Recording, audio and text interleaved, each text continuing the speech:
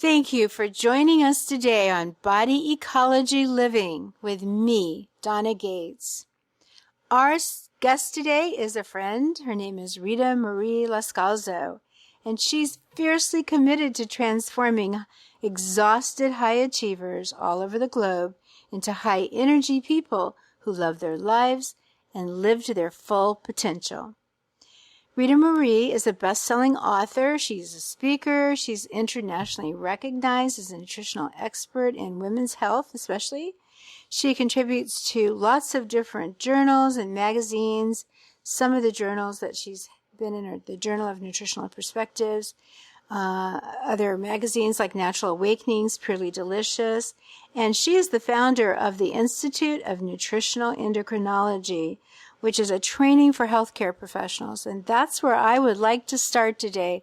Welcome, Ritamarie. Thank you so much, Donna. I'm thrilled to be here. Well, I'd love for you to explain to us about this institute that you have and why you formed it and what's the purpose of an institute on nutritional endocrinology. I think that might be for many people the first time they've ever heard those terms together, nutritional and endocrinology. What does that mean? Yeah, it's something that came to me as I was exploring what I really do and how I describe it. And nutritional endocrinology is basically the manipulation, so to speak, of the endocrine system, the hormone system, via nutritional interventions.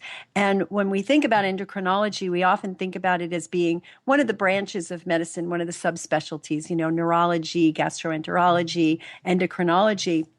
But what I really have discovered in my work with people over the last 23 years in my clinical practice, seeing patients, is that endocrinology is really, it's the master control system, because hormones are life. Hormones control life. And it's not just like they're isolated to a particular part of the body. It's that they are controlling everything from digestion to metabolic rate, to our response to stress, to our sex drive, to our reproductive, to the lungs and heart and detoxification. Everything has a hormonal basis because hormones are the messengers that talk from one part of the body to the other, that send a message that says, hey, you over there, we need help. Raise the metabolic rate. We need to increase that. Hey, you over there, there's a tiger chasing us. We need to have some stress hormones released. And when I look at that my work over the last 23 years, I see that, nutrition is huge and it's often overlooked. It's almost completely overlooked in the field of endocrinology. And if you go to an endocrinologist, they know nothing about nutrition. And it's really the way you manipulate your organs, your glands, and your hormones. So when I realized that was what I did, and I was asked a question by an MD who said, well, what branch of nutrition do you like the most?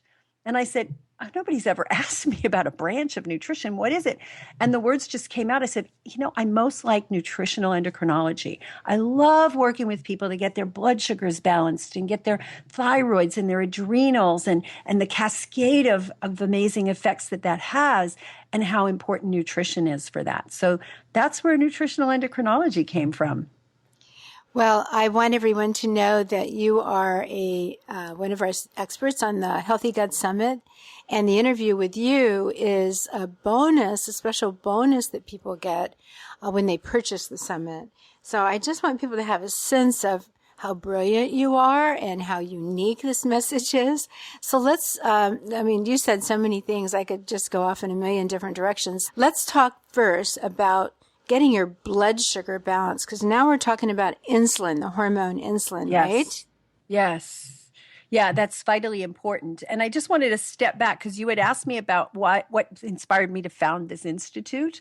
And I really want to get that across because it's such a message. It's ingrained in what you do and what I do and what all the specialists on the Healthy Gut Summit do, is that we've recognized that our healthcare system is broken. It's more focused on disease care than health care. And what we teach is to focus on building up the health of the people. So I realize that a lot of practitioners out there don't get this. So I wanted to teach, and I've been asked to teach over the last 5 years that I've been doing a lot of courses and things online by a lot of my students who are also health coaches or MDs or nutritionists in some way, or naturopaths or chiropractors, and they'll say, well, how do you know all this stuff? How can you teach us how to do this? And so I reluctantly at first, but now enthusiastically created programs to teach practitioners, whether it's, health coaches that are just starting out that really want to go deeper and understand the endocrinology and the relationship to nutrition, or MDs who have been in practice for 20 years who are tired of the methods that they've been taught and are using that just don't work and want to understand how to get to the root cause. So that's why I formed the Institute, was to really help to propagate this message that you and I so passionately share about we need to really balance the body in order to overcome disease and create health, not to just look at symptomatic approaches.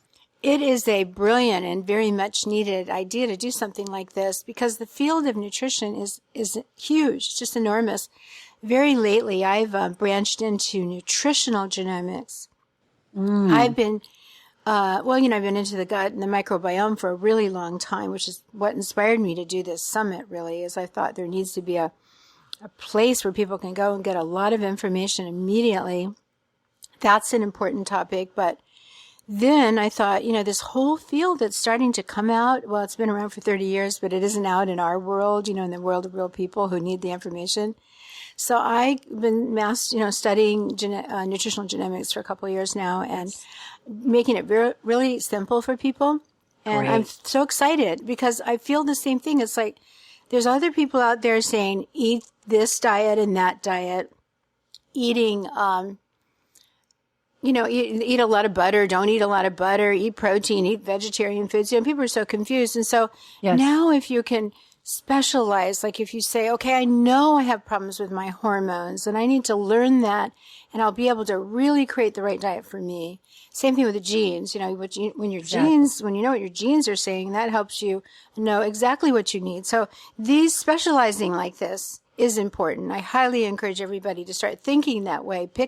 It's just a broad field. The field of health and nutrition is huge. Pick an area that you're interested in and that will help you, and study that for a while until you feel real comfortable with it. So let's get into nutritional endocrinology, and it's even a big field. So let's talk about one important aspect of it. The reason I picked this first is because I think it's a great place to start, is to get your insulin under control. Would you say that's a good starting place? Absolutely. And one of the things I teach in my program is the principle of the functional hierarchy, that we can't just jump in with what symptoms or system seems to be out of balance based on the symptoms. So for example, if a woman comes in complaining about hot flashes and going through menopause and is very uncomfortable, we might want to intervene from a nutritional standpoint and offer her some herbs and foods that can help with the symptoms. But really, we have to go backwards to see what's the underlying.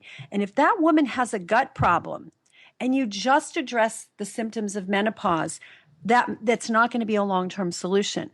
And so I actually, before I even get to blood sugar balancing, we go with the gut. And you're handling that beautifully on this summit. So we're not going to spend a lot of time on that right now. But that has to be handled, or the blood sugar won't be balanced, the adrenals won't be balanced, the thyroid won't be balanced, or the reproductive hormones, because you just can't. So going from the gut, my next one is actually blood sugar, because what I found is that if someone's walking around with blood sugar imbalances and peaking high insulin, that's not effective at bringing the blood sugar into the cells where it belongs, they're going to be suffering from all sorts of symptoms. And the symptoms that people recognize but don't necessarily attribute to blood sugar imbalances are things like excess belly fat, brain fog and difficulty focusing, burnout, that feeling of exhaustion and not being able to make it through the day without their cup of coffee. And so those are attributed to blood sugar being out of balance. So insulin is that hormone that controls that system, but there are others. There's a whole bunch of others, and they all have to work in synergy with each other. That's why it's important to look at the whole. So when someone's eating a typical American diet, and you and I know we both are against that because it's so high in processed foods and sugars and processed flours and all, they're asking their body to produce huge amounts of insulin to try to get this into the cells, to get the sugar into the cells. And it may work for a little while, but after a while, the cells they give up. They're being onslaughted with too much insulin. They're also being onslaughted with too much processed fat and hydrogenated fats and margarine and mayonnaise and even saturated fats, which can clog in and they can disrupt and damage those receptors on the cells for insulin. And the next thing you know, the blood sugars are really high. And that leads to, it's a precursor to diabetes, but it leads to a whole host of other problems as well. What kind of impact does having your sugar out of balance have on your brain? Because people are telling me all the time now that their memory is so bad, and they think it's because they're getting older. But some of these people are young, and I know it's not aging necessarily. You can have people that are 90 years old with a really sharp brain. So don't you, how about running with that? Yeah, I would love to run with that, because that's totally, we think, our society thinks that as we age, we naturally deteriorate. And of course there's this whole thing with the DNA and the telomeres and all that, and they get shorter. But we are actually finding that we can actually make the DNA, make those things on the DNA that help us to reproduce more and more. We can extend that via our lifestyle choices. So when the blood sugar gets way high, and the insulin levels get way high, they're affecting the brain. The insulin has an effect on the brain itself. We used to think, when I was going through medical training, was that the brain did not become insulin resistant like the rest of the body, that it would take the glucose right out of the blood, and that was good. But we're finding now that that's not true. And we're finding now that they're almost like Alzheimer's is being called type 3 diabetes, that imbalance in blood sugar and in insulin is affecting various parts of the brain. And one of them, very important part, is that seat of short-term memory called the hippocampus. And we end up like grasping for words when we're in the middle of a conversation, not remembering people's names when we're in the middle of a conversation. So there's a huge impact. Now, the opposite extreme of low blood sugar also affects the brain.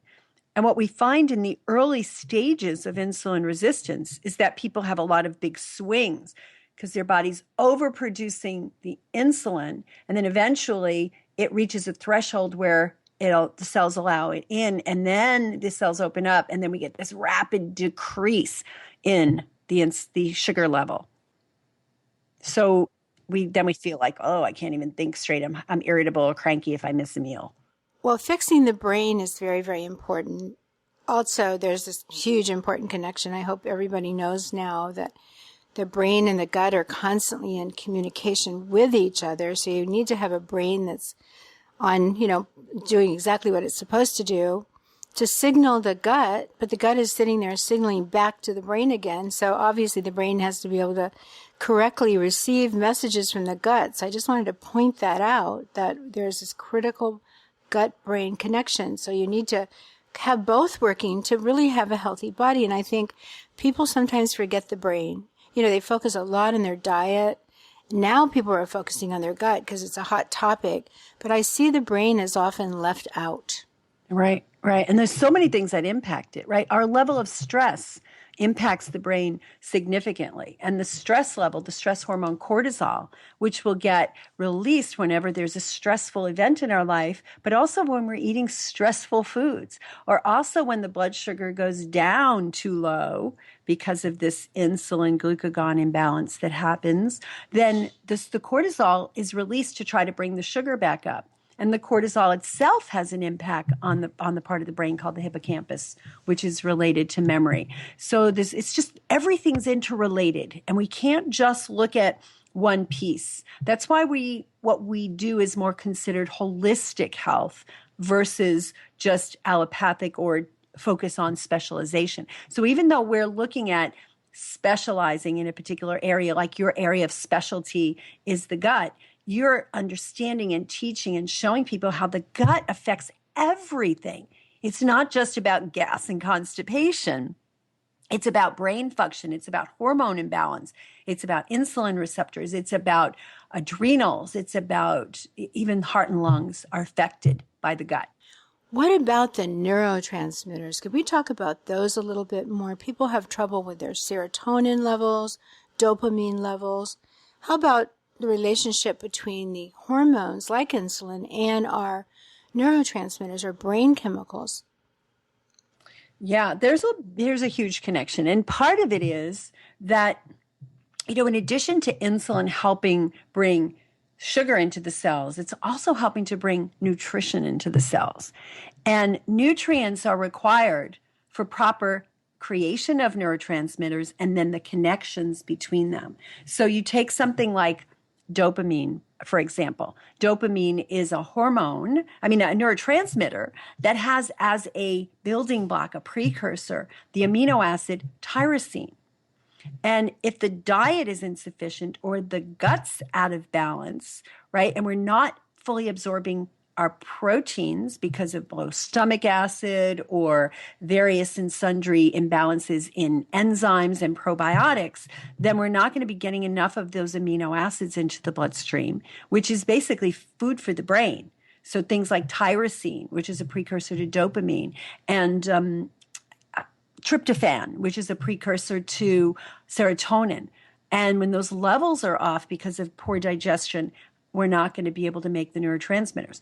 In addition, we've got B vitamins, which are super important. And we know that a healthy gut is helping us to make B vitamins. And we know that when we have an unhealthy gut, we're not absorbing the B vitamins. And we're also using a whole lot more because stress uses a lot of the B vitamins. And so we end up with these imbalances between the neurotransmitter imbalances that are fed by amino acid imbalances and also the B vitamin imbalances. And the intricate connection here is, well, the insulin for sure, like we talked about, but there's a huge connection with thyroid function and the ability to make that.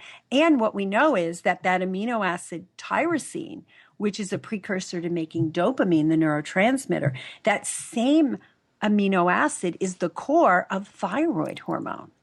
And it's in the pathway towards making things like epinephrine and norepinephrine, which are part of the adrenal secretions. Mm-hmm. So there's a lot of connections. I'm trying here to simplify it because I could speak for an hour on each of these topics. Yeah, exactly. Well, let's take one little piece, serotonin, which is just for the people who might be listening that might not know, it's a brain chemical. And if you don't have enough of it, you will be depressed, you will be constipated. It's commonly, low in people, so they go off to the doctor who puts them on a drug like Paxil or something because they're depressed, and they don't realize that they have to fix, change their body, eat better, and so on, raise it. But I've noticed, or I always see the connection between women and men too that have higher levels of estrogen. They tend to have serotonin issues. There's a lot of women that are estrogen dominant. I think a lot of teenagers are. You can tell because they develop breasts very early on, and they tend to be. They're holding on to more weight than they want to, but they're estrogen dominant and they're also depressed. So this connection between serotonin and estrogen dominance is really one that I find interesting. Maybe nothing pops into your mind about that right now. Well, the thing that pops in is having to do with some of the genetic pieces as well, because they share an enzyme that's used for their manufacture and breakdown called catecholaminomethyltransferase. Oh, yeah, right. Exactly. Mm-hmm. And it's a very common, when I look at the genomics, going back to what you said at the beginning, it's a very common SNP, which is very common. I see that all the time in people. Right. And if they can't break down the estrogen or get the estrogen into safe pathways. And estrogen metabolism, like we talk about for hours, there's estrogen dominance is a problem because when the estrogens are high, the body needs to excrete them. And there's all these positive and negative pathways, basically, where the estrogen can be converted to these very highly carcinogenic byproducts, or with the right nutrition, they can go down a pathway towards the less problematic and sometimes even protective byproducts. So would you recommend cruciferous vegetables? Oh gosh, yeah. For that? And fermented vegetables, fermented vegetables, cruciferous vegetables. I mean, they're loaded with those nutrients that help. Iodine, sea vegetables, although people are a little leery about sea vegetables these days because of some of the contamination in the ocean, but there are still good sources of clean sea vegetables that contain good source organic iodine that helps with that estrogen pathway. People don't usually associate that, but the one of the pathways requires iodine, and I see when people are iodine deficient, they're going and they're having a dominance of the proliferative estrogens versus the protective estrogens. Well, that's a good point, because a lot of people today are on thyroid hormone. I think the first thing obviously they should do is work on their adrenals first, but also support their thyroid nutritionally. We have a product called Ocean Plant Extract that is a very clean source of Ocean Plant, and we take 100 pounds to make 1 pound, so it's an extract, and you just take 2 capsules a day. But it's amazing because it's adding the iodine for the thyroid. It definitely impacts the thyroid for sure, you can tell. But the other thing, selenium, zinc is important. These are all nutrition, these are all molecules, nutritional components of food that the thyroid needs. And I think if people fed their thyroid what it needs, and healthy fats too are the other important thing. Like, for example, the fat that you find in eggs are excellent for the thyroid. So I think if people first started there and focused on their adrenals, that a lot of thyroid problems would come back into balance. Absolutely. Do you agree? Absolutely. My functional hierarchy is digestion. Have to start with the digestion. Now, it doesn't mean you can't be working on the hormones while you're working on the digestion. And by the way, the digestive tract is the biggest endocrine gland in the body. Wouldn't you agree? There's like dozens. Oh, yeah. There's tons of hormones there. I want to do more on that. I want people to realize there are hormones in the gut. Yeah, absolutely. Absolutely. That's a big component of our gut training in the nutritional endocrinology training program for practitioners. We focus a lot on those hormones. If the blood sugar is out of balance, we can't get the adrenals in balance because it's a constant source of stress. So you really have to be getting the blood sugar in balance, and that's diet and lifestyle and choices and some of the nutrients. And then the adrenals would be next, and then the thyroid. And too often what I see, even in functional medicine practices, if someone comes in with a thyroid issue, they go right to addressing the thyroid issue and not going backwards and saying, well, what's going on with their gut? What's going on with their blood sugar? What's going on with their adrenals? Because it's you can't just address the thyroid and put somebody on synthetic thyroid hormone. And then even if you do temporarily as a stopgap, you have to look at the nutrients you mentioned, like selenium and zinc and iodine, in order to be able to have the body utilize that synthetic thyroid hormone. So it's just so much that can be done. And it all goes to really recognizing that our body is this interconnected set of processes. And we can't take a specialist approach of fix the thyroid. Anybody that's really good at specializing in thyroid people are going to be going backwards. And I emphasize this with my practitioners all the time. What do we have to do with the thyroid? And they'll say, what should I do? What should I do? I say, have you asked them about their gut? Are they eating gluten? Are they eating other allergens? What's the probiotic status like? And they're going, oh, I didn't ask about that. Because we want to know, like, what herb can we take to fix the thyroid, or what food can we take to fix the thyroid? We have to always start with the foundations. And you're right on with the gut being so foundational, and the foods that are foundational to nourish that. I love the term you use, functional hierarchy, because I should use that myself, if you don't mind, because I've been teaching for many, many years about the principle of step by step, and I see that people are not getting well. Doctors can't help anybody get well because they don't know this principle. You have to start somewhere if you're beginning to, for anything, like if you want to have a healthy baby, where do you start? If you want to feel better and balance your hormones, whatever, prevent Alzheimer's, where do you start? Well, this step-by-step principle says, first and foremost, create energy. And that's why what we're talking about, getting your insulin under control, your adrenals, your thyroid, that's this triad in a sense for that part. And then the second, I always say, fix the gut. The third is conquer the infections you have in your body. For most people, it's systemic yeast infection. You can't bring that under control if your insulin's out of control. And the fourth is get your cleansing, your detoxification pathways open. So cleanse. those 4 things, if you're working on those 4 things, you're on the path to getting well. Absolutely. And everybody's a little bit different in the order that you might do them in. But I always say the order might be slightly different for each person. But if the gut stuff there and you're not working on the gut, you can't fix the thyroid. There's no way. You can't get rid of the hot flashes and have healthy menopause if someone has a dysbiotic gut. Mm-hmm. I totally agree. And I thank you very much for saying that. Absolutely.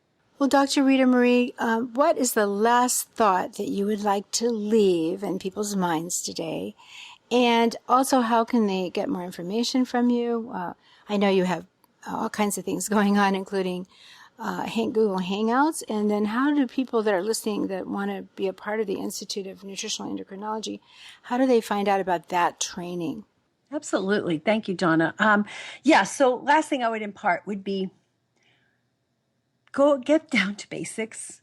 Get down to basics. Don't try to fix something that's broken. What we want to understand and get to the root cause and work with a practitioner, take these trainings, get involved with the Healthy Gut Summit, read. Donna's got an amazing set of blogs and stuff out there that you can read to educate yourself about the basics. You've got to start with the basics. You cannot be eating Twinkies and taking some fancy thyroid herbal supplement and expect to get well. So start with the basics and work your way up from there. And as far as how people can get in touch, my main website is drritamarie.com, and we have a ton of different free resources there. The one thing that you mentioned is our monthly Google Hangouts, where I take people in the kitchen and get real and down to basics. It's like the food you put in your body. And we can tell people till we're blue in the face, like what to eat and don't eat this and do eat that. And you're right, people get confused. So I just kind of teach them and show them how to make specific foods, also talking about how it's affecting the body nutritionally. We have different themes from month to month. The way that you can get those and even get like the whole library of those is if you go to vitalhealthcommunity.com. We offer those hangouts for free each month, but then if you want the recording and the recipe guide and the whole library of back, if you go to vitalhealthcommunity.com, you can sign up for like $20. It's like really amazing to just get a taste of what we're doing. And then as far as the nutritional endocrinology is concerned, we've got a group, we've got about 55. We're just in the early stages of getting this going, and we really haven't put it out as publicly as we will once we get our core. Like we're trying to train our core group, and we've got about 55 people in there right now. And you go to neptapply.com, NEPT, and it is in Nancy. neptapply.com. And there I have a PDF document that describes the training and all the modules and what you're going to learn. And then there's an application, because it's an application-only program. We want to make sure it's right for you and that you're right for where we're at. And if you're not ready, if there's other things that you need to do before going, we have lots of options. So we set up a free strategy session with me or one of my coaches, and we'll talk you through it and decide if it's the right thing for you. And we've got some amazing people in the program. We've got some MDs, some nurses, nurse practitioners, chiropractors, nutrition coaches, IIN grads who are looking to go deeper. We've got a wide variety of people in various healthcare professions. We even have a pharmacist. That's kind of cool. And we just, I love to do it because I feel like my mission in life is to just really make a dent in changing our disease care system into a true healthcare system, and having everybody have access to practitioners who can help them get to the root cause of their health challenges, not just cover it up with a Band-Aid or cut out the diseased part. And the way that I can do that is to train more practitioners to really feel and be in the forefront. So it's my mission, and I love it. And thank you for giving me the opportunity to share about it. Oh, thank you very much. I would like to encourage everybody, if you have a practitioner that you're going to that doesn't know this information. I had a email come in from someone I know very well, and he got married, which I didn't know, and now they're having a baby, which I didn't know either. But she's in her 31st week of the pregnancy, and she's having all these contractions, and her estrogen is way off the chart. And her doctor, her OBGYN, knows nothing about, as you mentioned, the COMT genes and things that I would go looking for. Thyroid, they checked, it's fine. sugar's fine and everything, blood pressure's fine, but they're completely clueless. Right. And that's why, and because they're too late probably to change doctors at this point. But I see this all the time. It kind of breaks my heart that people are out there without access to really good practitioners. So part of what we have to do, we the people, is we have to get our practitioners inspired. And the way they'll do that is if you go in and you say, well, I want you to learn this so you can be my doctor and we can work together as a team. And Ritamarie Loscalzo has this training. Download it, like pull something off the internet and take it in and leave it on their desk when you're there. I mean, we have to do that. There's a huge amount of power in the people. I've always believed in the power of the people. That's Absolutely. how stevia got in the country, believe it or not, because we had Monsanto to fight in those days. But please, everybody, I'm serious. This is a really valuable program. So, Dr. Ritamarie, please give us the website one more time. Yes, absolutely. And I'll give you another website too, because if you are a practitioner and you just want to get some tips and hints, we have a kit. I call it the Practice Success Kit, that just gives you an overview of what nutritional endocrinology is, and it gives you little tools and little checklists that I've put together to get you started. And that's at just nutritionalendocrinology.com. And that's hard to spell. So if you want more information about the program itself, it's neptapply.com. And we'll get you in the loop and you'll get information, more and more details about what we have and free resources, etc. So that sounds great. Thank you very much. Thank you. And I would like to thank everybody else who's been listening today. If you are new to Body Ecology, please subscribe to the Body Ecology Living podcast. That's with me, Donna Gates.